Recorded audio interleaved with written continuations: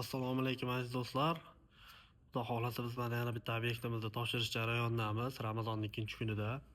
Bu Narimondagi Narimon Farel baliqxonasi.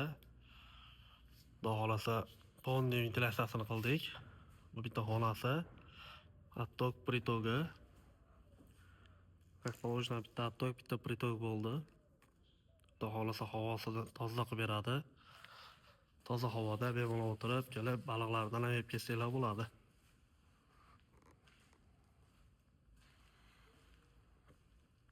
Motorlari tomni ustida bo'lgan. Xudo xohlasa chiroyli qilib kelaylab, so't million qilib berdik. Ko'rishinglar mumkin. Juda chiroyli chiqdi.